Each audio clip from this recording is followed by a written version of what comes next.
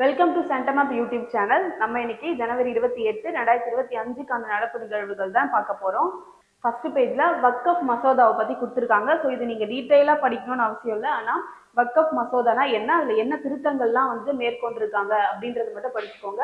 இதுல என்னன்னா, முஸ்லீம் அல்லாத 4 பேரை வாரியத்தில் இடம்பெற செய்யும் வகையான திருத்தத்தை கூட்டுக்குழு ஏற்றுக்கொண்டுள்ளது. சரியா? இதுதான். ஸோ மொத்தமா என்னன்னே தெரியாம இருக்கிறதுக்கு ஜஸ்ட் வக்ஃப் மசோதானா என்ன அப்படின்றத மட்டும் தெரிஞ்சுக்கோங்க. ஓகேவா? அடுத்ததா பாருங்க, உத்தரகாண்டில் பொது சிவில் சட்டம் அமல்படுத்தியிருக்காங்கல்ல. இது நேற்று நியூஸ்லயே நம்ம பார்த்துட்டோம். ஸோ எப்படின்னா, நாட்டிலேயே முதல் மாநிலம் உத்தரகாண்ட் தான். எதுக்காக அப்படின்னா, பொது சிவில் சட்டத்தை அமல்படுத்தின முதல் மாநிலம் எதுன்னு கேட்டா உத்தரகாண்ட் தான். ஸோ இதன்படி என்ன சொல்லியிருப்பாங்க அப்படின்னா, உத்தரகாண்ட் திருமணம், விவாகரத்து, தத்தெடுப்பு, வாரிசுரிமை இது எல்லாத்துக்குமே என்ன பண்ணிருக்கணும், ரிஜிஸ்டர் பண்ணணும் அப்படின்னு சொல்லியிருப்பாங்க. அதே தான் இன்னொன்று லிவ் இன் உறவு, அதுக்குமே என்ன பண்ணணும்னா கண்டிப்பா பதிவு பண்ணணும் அப்படின்னு சொல்லியிருப்பாங்க. ஒருத்தவங்களுக்கு மட்டும் இதுல எக்ஸப்ஷன் இருக்கும். அது யாரு அப்படின்னு கேட்டா பழங்குடியினருக்கு மட்டும் இதுல இருந்து விடுப்பு அளிச்சிருப்பாங்க. ஓகேவா? இது என்னன்னு சொல்லி ஃபுல்லா படிச்சுக்கோங்க. ஜஸ்ட் மேலோட்டமா மட்டும் நான் சொல்றேன்.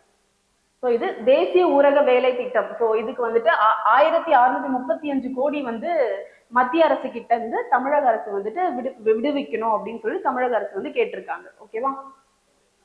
அடுத்ததா குடியரசு தின விழா அலங்கார ஊர்திகள். ஸோ குடியரசு தின விழாவில் நிறைய அலங்கார ஊர்திகள் காட்சிப்படுத்தினாங்க இல்லையா? ஸோ அதுல என்னென்ன ஊர்திகள்லாம் காட்சிப்படுத்துறாங்க அப்படின்னு சொல்லி தெரிஞ்சுக்கோங்க. அதுல பார்ட்டிசிபேட் பண்ண எல்லாருக்குமே விருதுகள் வழங்கினாங்க அப்படின்னு சொல்றாங்க. சரியா? அடுத்தது பாருங்க, மீண்டும் நேரடி விமான சேவை இந்தியா சீனா ஒப்புதல். ஸோ கொரோனா காலங்கள்லாம் அங்க விமான சேவை ரத்து பண்ணியிருந்தாங்க. ஸோ மறுபடியும் என்ன பண்ணியிருக்காங்க, இந்தியாவுக்கும் சீனாக்கும் என்ன பண்ணி டைரக்ட் அந்த விமானம் விமான சேவை அறிவிச்சிருக்காங்க. ஓகேவா? மறுபடியும் ஏற்படுத்துவோம் அப்படின்னு சொல்லிட்டு இந்தியாவும் சீனாவும் ஒப்புதல் அளிச்சிருக்காங்க. அடுத்ததா 2024ஆம் ஆண்டுக்கான ஐசிசியின் சிறந்த டெஸ்ட் கிரிக்கெட் வீரராக இந்திய வேகப்பந்து வீச்சாளர் ஜஸ்பிரீத் பும்ரா தேர்வாகி இருக்காரு. ஓகேவா? ஸோ யாரு? ஜஸ்பிரீத் பும்ரா. எதுக்காக அப்படின்னா வேகப்பந்து வீச்சாளர். ஓகேவா? 2024ஆம் ஆண்டுக்கான வேகப்பந்து வீச்சாளர். கண்டிப்பா இது எக்ஸாம்ல கேட்பாங்க. ஓகேவா? அதே மாதிரி ஹர்ஷதீப் சிங் கடந்த ஆண்டு மொத்தமாக 18 ஆட்டங்களில் விளையாடி 36 விக்கெட்டுகள் வீழ்த்திய ஹர்ஷதீப் சிங் T20 ஃபார்மட்டில் அந்த ஆண்டில் இந்தியாவுக்காக அதிக விக்கெட்டுகள் எடுத்தவராக இருக்கிறார். ஸோ அவரோட சராசரி பாருங்க 15.31. ஓகேவா? ஸோ அதிக விக்கெட்டுகள் எடுத்தது யாருன்னு கேட்டா ஹர்ஷதீப் சிங். வேகப்பந்து வீச்சாளர் அப்படின்னா பும்ரா. ஓகே.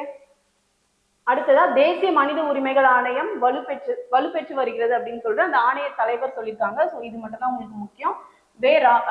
ராமசுப்ரமணியன். ஓகேவா? ஸோ தேசிய மனித உரிமைகள் ஆணையத்தோட தலைவர் யாருன்னு கேட்டா ராமசுப்ரமணியம் அவர்கள். ஓகேவா? ஸோ இன்னைக்கான கரண்ட் அஃபேர்ஸ் என்னென்ன முக்கியமா கொடுத்துருக்காங்க அப்படின்னு சொல்லி பார்த்தோம். ஸோ இதே மாதிரி நீங்க கரண்ட் அஃபேர்ஸ் தெரிஞ்சுக்கணும் அப்படின்னு விருப்பப்பட்டீங்கன்னா சென்டமப் சேனல் சப்ஸ்கிரைப் பண்ணுங்க. நன்றி.